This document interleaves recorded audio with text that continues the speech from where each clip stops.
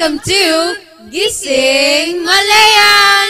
I'm Patrice. My name is Chamela. And I am Marian. And we will be your hosts for today. Andito po kami ngayon para i-share ang aming experiences as broadcasting students ng Malayan Colleges, Laguna. Gusto naming ipakita sa inyo kung ano ba ang buhay na ginagawa ng isang BA broadcasting student. At syempre, ibabahagi rin namin sa inyo ang mga events na aming dinaluhan at kung ano-ano ang mga bagay na aming natutunan. At since broadcasting major tayo, hindi pwede mawala ang cover ng mga events. Pero bago yan, girls, nung high school kayo, ano yung na-expect yung magiging college life? Ako yung na-expect ko puro academics lang eh.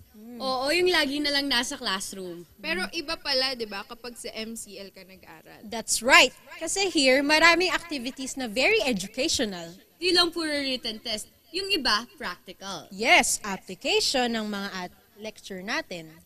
Kadalasan meron tayong mga creative presentations. Yes, pero hindi lang basta-basta yung mga presentations na /exam. Oo, dahil through those, natututo rin tayong dumiskarte. Yeah, for me, isa pa yung mag-improvise kasi may times na biglang nagkakaroon ng pagbabago or challenges. Time management din kasi kailangan rin meron tayong i-meet na requirements sa iba't iba nating courses. Well, importante din naman kasi na matutunan natin yan. Well, eventually, yan din yung gagawin natin.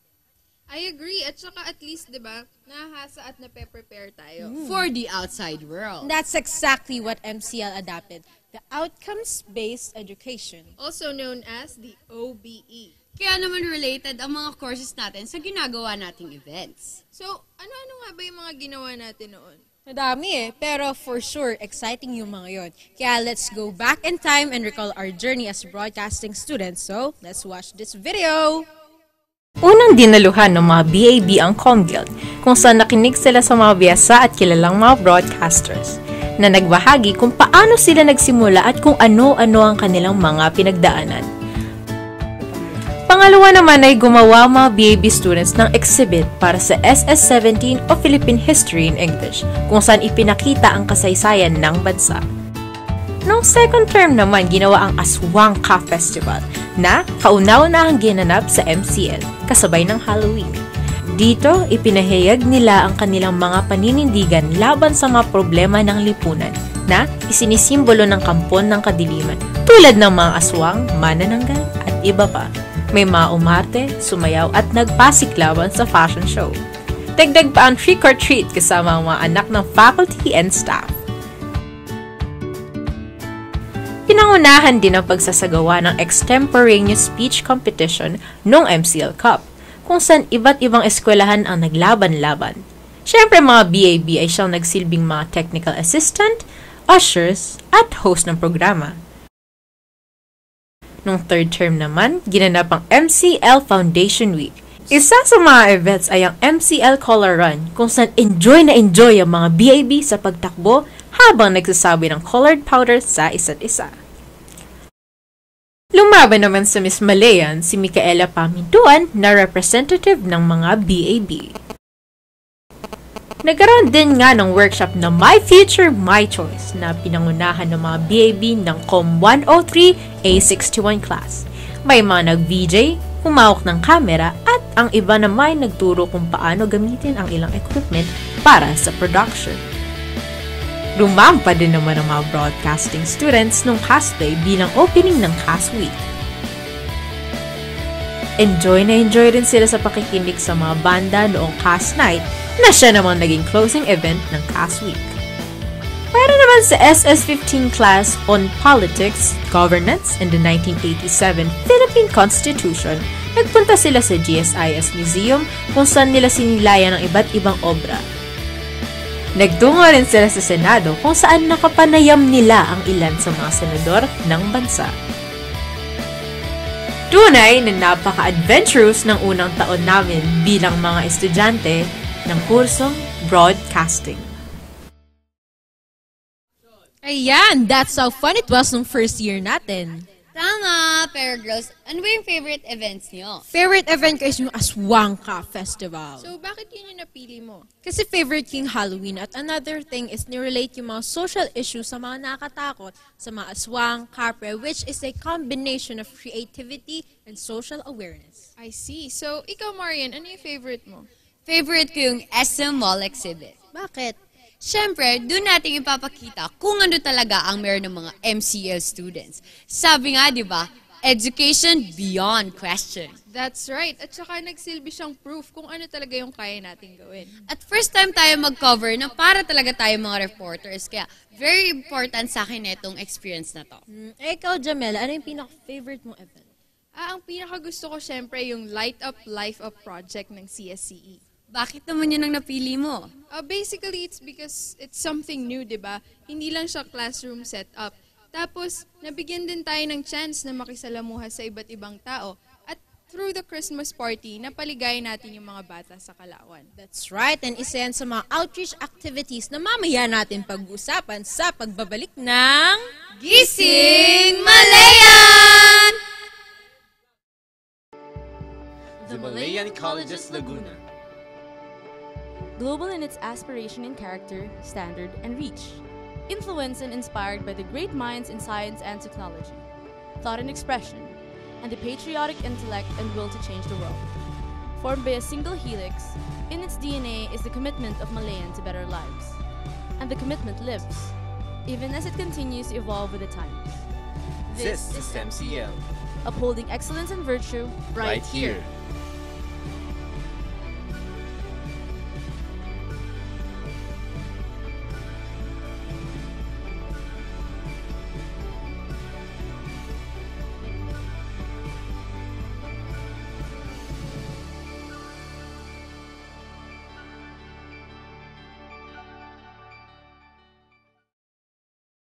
And we're back. I'm Jamela. I'm Patrice. I'm Marian, and this is Gising Malayan! So, natapos na natin ang fun part ng ating journey as BAV students. Dumako naman tayo ngayon sa mga outreach activities. Yes, in the course of one academic year, marami-rami na rin tayong involvement sa mga communities. At syempre, hindi naman magiging posible ito kung wala ang supervision ng CSCE. That's right. Pero teka, just for everyone's information, CSCE or the Center for Service Learning and Community Engagement is a department of Malayan Colleges Laguna that takes care of matters concerning the community. Yes, sa pagdating ng pagtulong, involved dyan ng CSCE. That's right. So, ano-ano nga ba yung mga programs na yon? Syempre, hindi natin makakalimutan, sinabi nila nga ni Jamela kanina, ang Light Up, Life Up Project. Oo naman, paano ba naman natin makakalimutan yung Christmas party na inihanda natin para sa mga bata ng Macativille, Kalawan? Talaga namang napaka-heartwarming, di ba? Oo, kitang-kita natin yung saya ng mga bata. At kahit ng mga parents nila. At hindi lang yan, dito rin natin na ipakita na talagang marunong tayo makipag-interact. That's right. Alam nyo, ang maganda rin dito sa outreach activities na-expose tayo sa iba't ibang uri ng tao, iba't ibang atmosphere. Kumbaga, hindi lang tayo nako-confine sa classroom. Yun naman talaga, syempre bilang isang future media practitioners, para mabigyan boses natin ang mga tao, kailangan nating makasalimuha sa kanila. Oo, at naranasan natin yan dito sa Light Up, Life Up project na CSCE at nakapagpasaya pa tayo ng mga bata. Yun ang best part. At para mas makita natin kung gaano nga ba talaga kasaya yung experience na yon, panoorin natin to.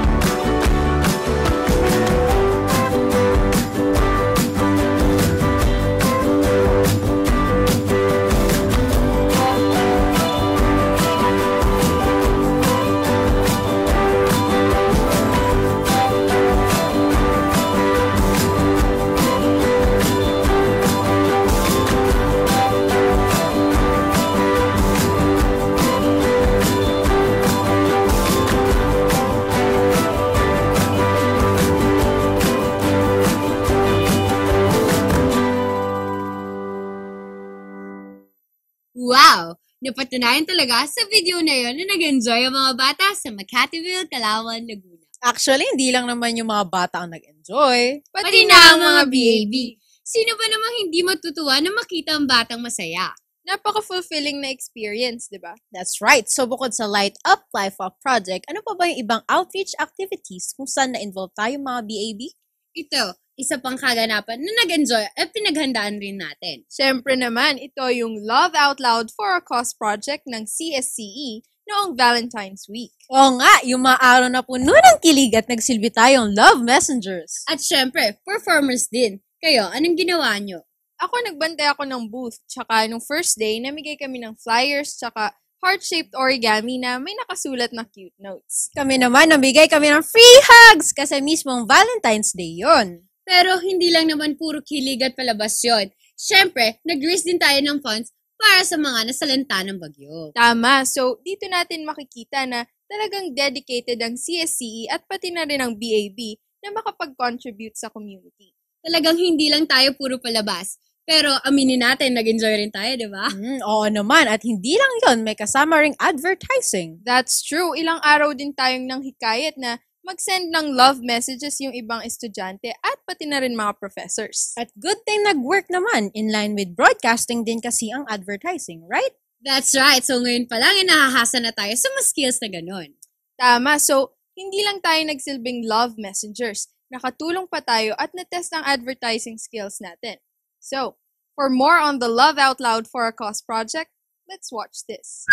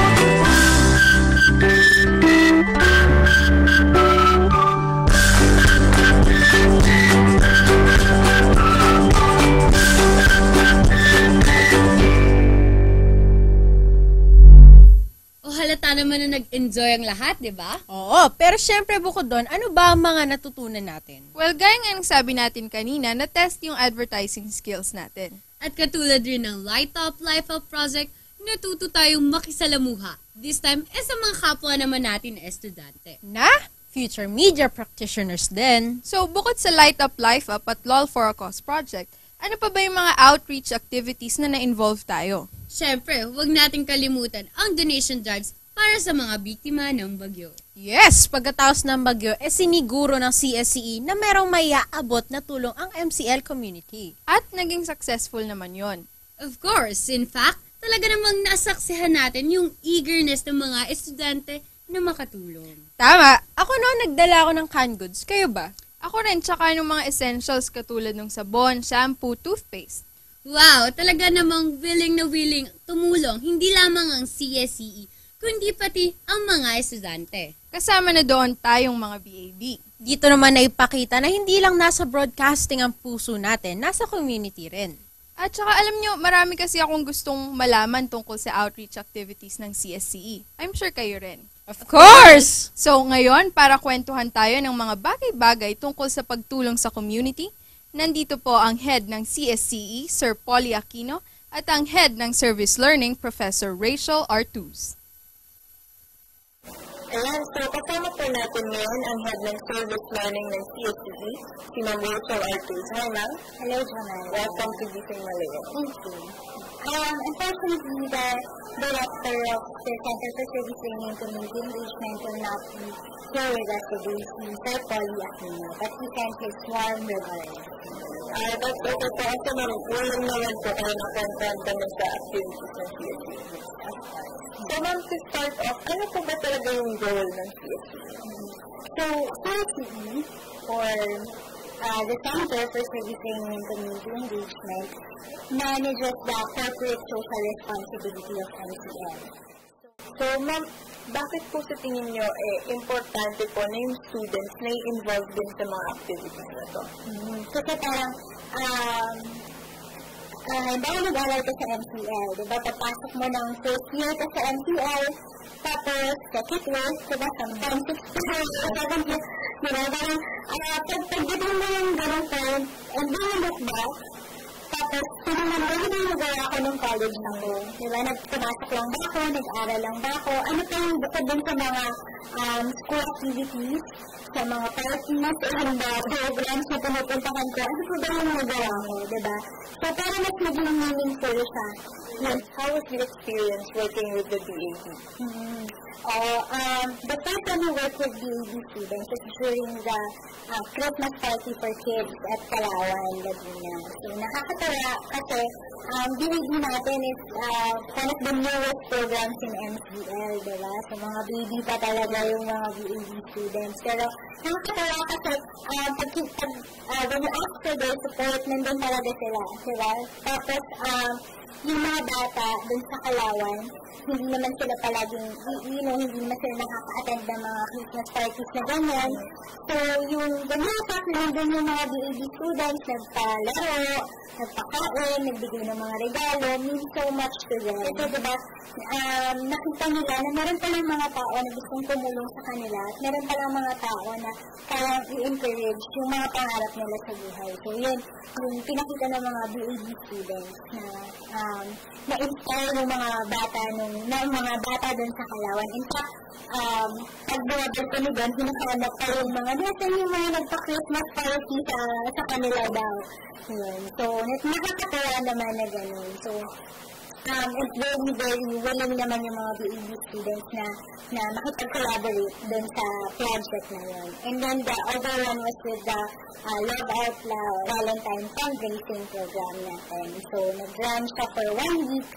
Ayun. So, nakakatawa kasi grabe rin yung effort saka yung preparation ng mga BAB students. Actually, nabuo yung project 2 or 3 weeks before yung Valentine's Day talaga. So, medyo gipit din yung preparation, pero nakita natin ng buong community yung dedication din ng mga BAB students dun sa project. Yun. So, nakakatawa na very willing yung mga BAB students na gamitan yung knowledge nila, yung kanilang skills, at yung kanilang passion talaga to help other people as well. Ano po yung mga future activities na aabangan ng lahat? So, yun, marami pa. We're still working with yung Makati Homeville Resettlement Area. So, sa ngayon, meron tayong ongoing project doon, which is a water pump naman. So, designed by our civil engineering students. So, kung nakapagbigay na tayo ng kahit pa paano ng electricity, so, tubig naman ngayon. So, para partner sila. Kasi ngayon, summer, wala silang bibigay. So, yun yung ongoing project project natin. Tapos yung street lights, dinadagdagan pa rin siya. Yun. And then we recently had the Brigada Eskwela project kung saan tumulong tayo sa iba't ibang public schools. Nagpadala tayo ng volunteers. Tapos naglinis yung mga volunteers natin and join dun sa Brigada Eskwela. So nakapalinis tayo sa Taguig National High School saka sa Pulo National High School. Ayun. So, and then of course, nagpo-prepare din ng CSE ngayon for typhoon season naman, di ba? So, tapos na yung summer, matatapos na yung summer. So, ang ina-expect naman natin ngayon ay rainy season. So, pag rainy season, alam natin na andun na yung mga pagbaha. So, meron na tayong disaster preparedness advocacy. So, meron tayong Give Back Friday. Yan. So, sa Give Back Friday, yung mga students, employees, and other people as well are encouraged to bring their free loved items. Tapos, sabi nila dito sa CSE, that's every Friday. So, para in preparation for the rainy season. Yan. So, every time that there's a typhoon, we also do donation drives and then conduct relief operations as well. So, ayan, talaga naman ang MCL ay dedicated na makapag-contribute sa society. At syempre, hindi yan magiging possible kung wala ang CSCE. Thank you very much, Ma'am Rachel Aldis, for sharing your experiences with us. We hope to do more collaborations with you in the future. Thank you, Ma'am. Thank you, Pamela. Talaga naman nakaka-inspire tumulong kapag alam mong marami ring willing katulad mo, di ba? That's right. Kaya buti na lang, andyan ang CSE. At buti na lang rin nai-involve tayo, di ba? Oo naman. At syempre, dahil meron pa tayo 3 years sa college, marami pa tayong magagawang outreach activities. I agree. At syempre, marami pa tayong pag-uusapang activities sa pagbabalik ng Gising Malaya!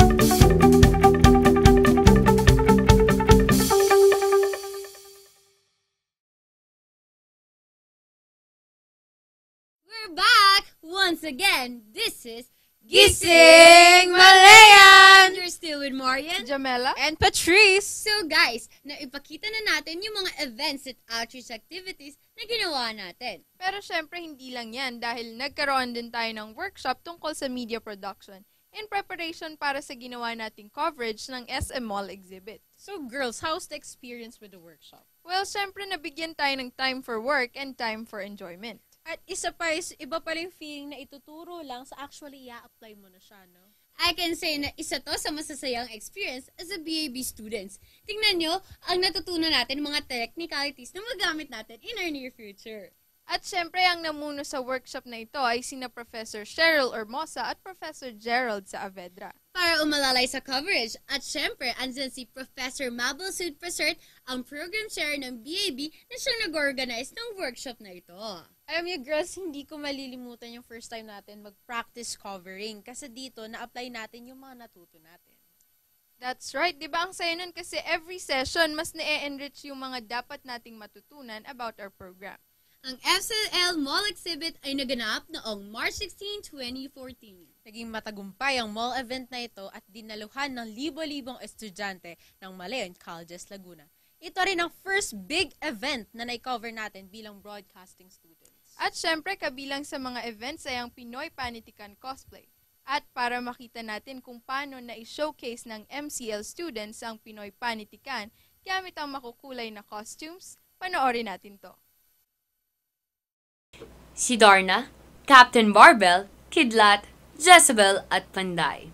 Ilan lamang sila sa mga kilalang Pinoy superheroes na natunghayan sa Pinoy Panitikan Cosplay na ginanap sa SM Mall Exhibit noong March 16, 2014. Layo nitong mapalaganap ang kulturang Pilipino sa pamamagitan ng costume play o cosplay.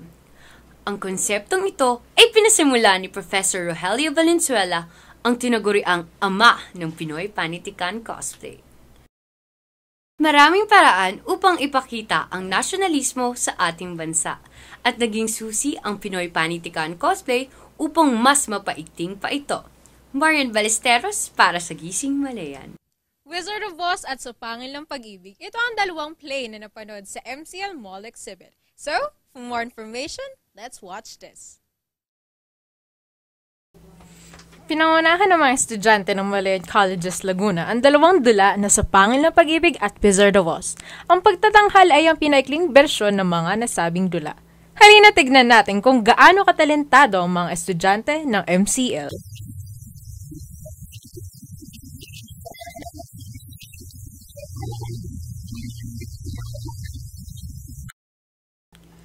Itinanghal ang dulang Sa Pangil ng Pag-ibig, isang orihinal na komposisyon ng mga estudyante ng MCL. Maski ang ilang mga kanta ay orihinal na komposisyon, tulad ng kantang Sa Pangil ng Pag-ibig na sinulat ni Genoa Soriano.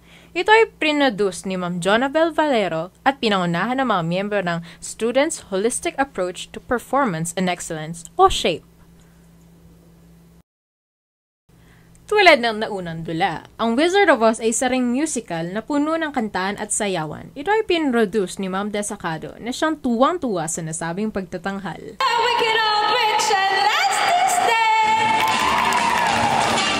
Nakakatuwa, no? Kasi ang dami talagang hinanda ng buong MCL for the event. Yes, at iba pa rin feeling pag nakita mo na lahat ay nagpa-participate para maging successful yung event. Isa itong SM Mall Exhibit sa highlight ng ating freshman year. Amazing experience, I might say. At ang dami talagang nadagdag sa adventures natin bilang BAB students. Yes, it's about adventures. I mean, nababaon tayong iba't ibang aral at syempre may mistakes at doon tayo natututo.